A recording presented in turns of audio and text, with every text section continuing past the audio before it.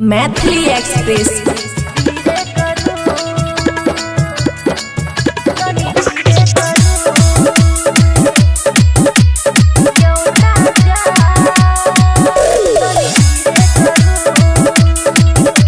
खुशी recording studio बलुआहा।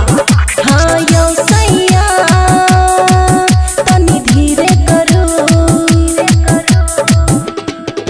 हाँ यो सैया तनी धीरे करो।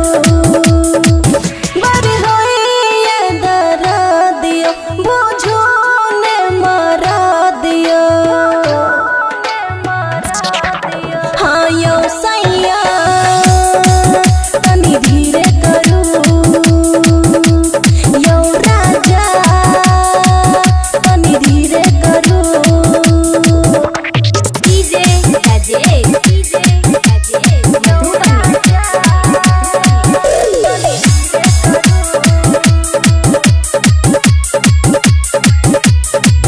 कसाई लेखा करो नहीं पिया दिया बुताबू ने भेलो परेशान जान लेबै की पोल्हाई में।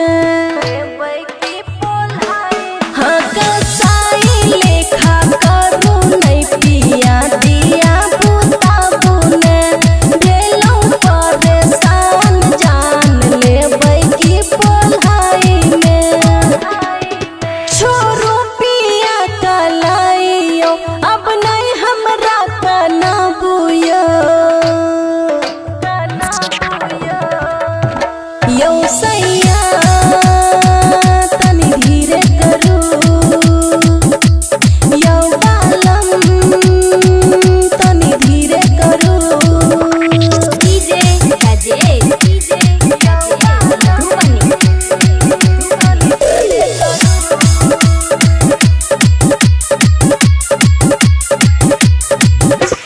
आहे के छी आहे के रहब देवेंद्र हमेशा हो। देव माजा आहा के राजा मूड रहत फरेश हो।